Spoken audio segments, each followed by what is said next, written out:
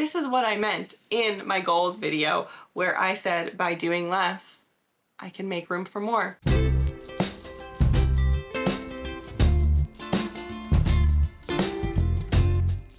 Hi friends, welcome or welcome back. I'm MC, a knit and crochet designer and yarn dyer from Connecticut, and you can find me on Instagram and Ravelry as Blame the Knots, on my website blametheknots.com, and of course right here on YouTube where you can get to know me a little bit better. Today we are here for episode 64 of the podcast. It is Tuesday, January 27th. I cannot believe that we are almost out of January. We are hopefully going to have a slightly shorter episode today, and I will explain to you why that is a little bit later on. So go grab yourself a snack or your lunch if you're watching this on your lunch break. We have some fun stuff to talk about, and let's jump right in. Okay, the biggest and most exciting finished object is right here. I am wearing it. This is the Stadium Carew. I have finished it. It is now in testing. This might be my favorite thing that I have ever made. This is a fingering weight sweater. Let's see if I can get these details to show for you. Oh, they're so good. This color is not showing up super accurately. This is the colorway I get to be on top from my recent big collection that released in November. There is some of this in stock in the shop, and there's always the dye to order option if you want a sweater quantity or something for yourself. This is such a good sweater. It is fingering weight. It is made to look like your favorite comfy, cozy sweatshirt that you snipped the neck of, and I love it. I love how it has that kind of like rolled, torn edge effect here. It has folded edges on everything, so cuffs, collar, and hem are folded over, and it is definitely a labor of love. Oh my gosh, I have cat hair on me. I have worn this so many times since I finished it. I love it so much. Like I said, it is already in testing.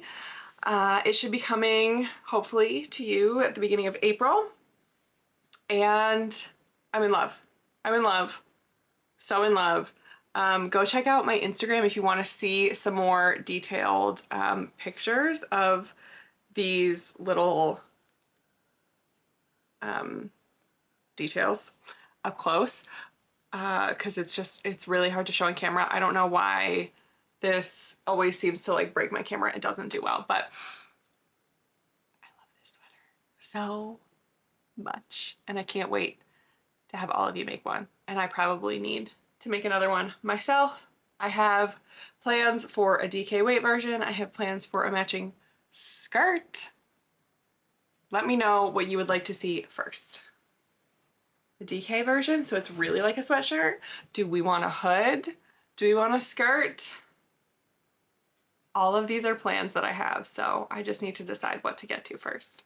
The next thing I finished, I literally just finished with my coffee this morning, so it is not blocked, it does not have its ends woven in, and it does not have buttons on it. But we're gonna call it finished because it's basically finished, and I feel like it doesn't need a spot today and then also in the next podcast.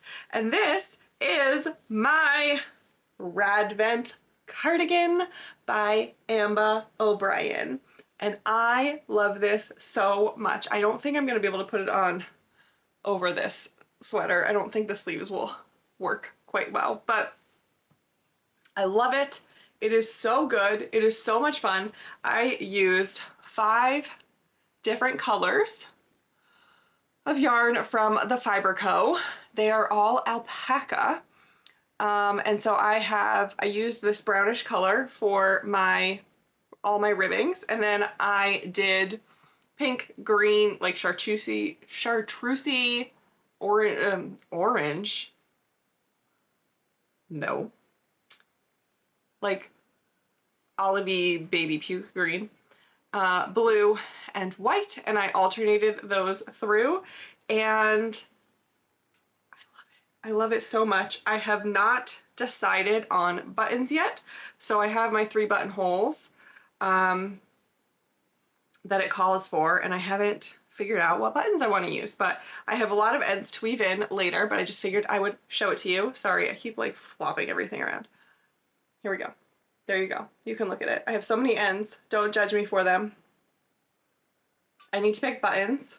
I thought I had buttons picked out, but I think they might be too big, so I need to reassess and then block it, and I'm so excited to wear it. I love it a lot. I will say I did a couple of modifications. I don't remember what needle size it calls for, but I used a US 6 needle for the body. And then for the cuffs, the pattern calls for twisted rib, I believe in the same needle size as the body for all of the ribbing. I didn't want to do that. I really wanted this to be a joyful project that was just fun and frivolous, and I didn't want to have to work too hard on it. So what I did instead is I went down 2 needle sizes. So I used a US 4 for all of the ribbing, and I did regular ribbing, and I think it works perfectly. It fits me great. So that was that. And then I did another thing that I did. You can see here, there is a seam, and the pattern instructs you to, I do have a little hole there, but I will close that up with my tails once I weave them in. The pattern instructs you to do a certain type of cast on so that you can actually build out the body in both directions at the same time. I started that way and I just didn't like the way it was looking, and I didn't feel like taking the time to make it look good, to redo it, make it look good. So I took it out and I just cast on half the stitches, knit across the sleeve, and then cast on the other half of the stitches. And so I knit the body completely flat, and then I just seamed that little bit together on both sides at the end. It didn't bother me to do this much seaming. I was okay with it. So that's what I did to just make my life a little easier. I know it now has a seam there, but I don't really care. And then if you are curious, I made the 3rd size, and I did 28 rows of each of my colors for each repeat. I believe I had to cut out 2 rows at the very end from like each side. So you do one side and then you do the other side, and you end up grafting them together down the back. So on each side, I ended up taking out 2 rows, because otherwise this center section would have been bigger than all of the other stripes, and I didn't want it to be 4 rows bigger than the other stripes. So I took out 2 from either side. That's it. So if you want to make the size 3 and you have 5 colors and you're willing to let go of those 2 rows, you can do 28 rows in each stripe, and it works perfectly.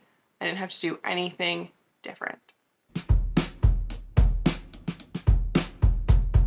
I feel like I talked about a lot of different works in progress last time, and I didn't touch a single one of them. Well, okay, that's not true. I finished 2 of them, but then the other ones I have not touched at all. But what I did do is start one new thing. So we're only gonna talk about one whip today, because other than these that I showed in finished objects, I've only worked on one other thing, and that is something new, and this is the Flirt Skirt Light by Claire Jackson of Perfectly Knotted. I will show you the yarn. This is so blown out. Okay, that's a little bit better. It's much darker. Looks much, much deeper, much more fall moody than it is showing on the camera. This is the colorway Shimmy Shimmy Rock, again from my recent big collection. It is such a moody, there, that's a little bit better, more true to color back here, but you can't see all the details and speckles and stuff. This is on my For Sure fingering base, and I love it so much. I immediately set aside 3 skeins of this yarn for myself because I knew I had to make something out of it, and I've decided to make the Flirt Skirt Light. I am, let's see, pretty much following the pattern. The only thing that I'm doing differently, or that I did differently, is, so I did a provisional cast on, which the pattern list as an option. Instead of just telling you to do provisional only, it has a couple different options. I chose to do provisional. I used 3/4 inch elastic instead of 1 inch elastic because that's what I had. And I don't think that really changes anything about it. And I have decided to do make one increases instead of lifted increases because I like them. And because once again, I just want to do things and not think about them. And if my hands like doing the lift or the make ones instead of lifted increases, that's what I'm gonna do. I'm just gonna keep going like that. I don't feel like it has changed the integrity of the skirt at all. So that's it. I have a long way to go. I mean, right now, it's like, oh, I bobbled you, I'm sorry. Right now it comes to like the crease of where my leg like bends when you sit down. So, you know, we need it to be a little bit longer before we can wear it. So, unfortunately, every increase round makes it get more and more stitches. So it's gonna take me a while. But I'm going on vacation in February and I'm really, really hoping to get this done before then so that I can wear it on vacation. I think it will be so much fun. Let's grab ourselves a stitch marker or progress keeper really quickly. Let's see what we want to put on here. If you don't know, I keep all of my progress keepers in this little box. And I decided to pass along any progress keeper that was not handcrafted by someone, mostly my friends. So everything that I have in here is made by someone with their hands, and not just like a printed something. There might be a few exceptions for like a couple of holiday ones because I don't have many of those, but other than that, they're all, oh, I know what I want to use. I know what I want to use. I showed this last time. Okay, so first of all, let me show you. I'm using a stitch marker that my friend Mac of Made by Mac made for me. I'm using that as my beginning of round. And then for my progress keeper to keep us updated on where we're at, I'm going to use my little pretzel from my friend Wendy. I'm very excited to be able to put this on a project. So we are going to hook this on to show us where we are so that we can check in next time. This is a bold statement. This is a bold statement, but I kind of want it to be done by the next time I see you. I don't think that's gonna happen, but I think we'll be pretty close because I have this much left, right? If I can knit like about a skein a week, I don't think I'm gonna use 3 full skeins. So I don't know, we'll see. I probably won't be, but I do have a plan to spend at least one day later this week knitting on this as much as I possibly can. So we'll see. And now I have 2 of my friends keeping me company here with their stitch markers and progress keepers, and I love that. Okay, let's also talk really quickly because I only had the one whip to show you I want to show you the yarn that I'm going to be using for my next project that I'm hoping to start today. I've started doing math, and this is, it's showing up a little bit more orange. That's a tiny bit better. But this is, he's a grown-up, also from my big collection. Can you tell? I'm trying to get some samples made. And I'm super excited. I will definitely have a project to show you next time in this colorway. I'm hoping, like, I might be, I mean, I should at least be done with the back panel, but I'm hoping I'm done with the front as well and like almost joining for underarms. That would be fantastic. Hopefully it goes that fast. Keep your fingers crossed for me because I'm trying to get this one done sooner rather than later. For the shop, we don't have a ton to talk about today, except for the fact that the Downstate dress released. Thank you all so much for your support so far. I am super excited for that dress pattern. It is a boucle and DK dress pattern. Obviously, you don't have to use boucle if you don't want to, but let me tell you, it's real cozy if you do use boucle. And then you can use a contrasting DK weight yarn for the ribbing and the waistband and all that stuff. It is such a comfy dress. It is so stylish. It can be dressed up or down. It can be a casual dress. It can be a super fancy dress. I'm imagining if you made it all in one color, oh my gosh, it could be gorgeous. So thank you for your support. Thank you to all of my testers. That's all we got for the shop. Life, oh my gosh, it has been snowing. I think a lot of the United States right now can say that that's what their life has been like. It has been snowing. I honestly don't know how much we got. Let me look it up. Hang on, I'm curious. Because the last time I checked, it started snowing on Sunday. And I can't type and talk at the same time. It started snowing on Sunday and it snowed all the way into Monday morning, and then it stopped snowing for a little bit, and then it started snowing again Monday afternoon.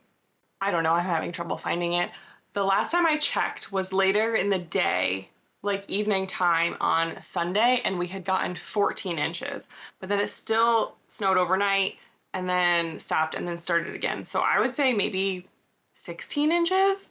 I can't find the answer, but it was very light snow, but then we got a little bit of ice and slush and stuff over top of it. We live down by the coast, and so we will often get the heavy, wet, icy snow. So that sucked. Having that on top of it. But yeah, it was a very cold, very snowy weekend, and we might be getting more snow this coming weekend. So that's really all that life is right now. We've been doing a lot of cleaning and organizing around the house because what else can you do when it is disgusting outside and bitter cold? So that's really all that life has been. We are actually not going to talk about any books today, and that is because I have some news to tell you about me and books. I have been trying to figure out my book situation for like 2 years now. I've tried a couple different things. I did book videos separately. I started putting them into my podcast. Nothing was working. You guys don't want to see books, and that's okay. And I don't mean that like specifically. Maybe you that are watching right now, maybe you do like books, but the vast majority of people don't. And the numbers do not lie. And they were telling me it was not working. No matter how much I like books and wanted to talk about books, it was not working here. And that's okay. That's totally fine. But I still wanted to find out a way that I could still talk about books because I like books. I work in publishing. I've always been a reader. I was a reader before I learned how to knit and crochet before I even knew what yarn was. It's been a part of my life for a long time and I like to talk about it. So I wanted to figure out a way to do that, and I've been thinking for like a year now about how to incorporate some other things in here. You all know that I like to play with things. I like to try different hobbies. I like to mess around. I bounce around from idea to idea all the time. We know this. So I needed to figure out a way to do that. And therefore, I would like to introduce you to the Backlist. This is a separate channel that I have started here on YouTube. And this is where I will be talking about mostly books, but also the other stuff. Anything else that I feel like trying out, so that this channel can stay fiber focused and really focus on my business of Blame the Knots. And then if you like the other stuff and you want to go there, you can, but you don't have to. So I think this is going to be good. I reserve the right to decide that it's not, but I think it's going to be good because all in all, it's going to end up saving all of us time. So if you're not interested in books, you're going to get videos that are 10 to 15 minutes shorter because I'm not going to be talking about books. So there you go. If you do want to see me talking about books, you're going to get 10 to 15 minute shorter videos here and 10 to 15 minute videos over there. So you can just go seek them out when you want to, and the time doesn't change. Also, I'm probably only going to be doing one video a month over there instead of 2 book updates a month over here. So in the end, you're saving time. We're all saving time. Isn't this great? This is what I meant in my goals video where I said by doing less, I can make room for more. Some would say that a second channel is more, but I'm actually going to be doing less by doing it because it will be less commitment, less brain space, less time for you and for me, and it's going to be great.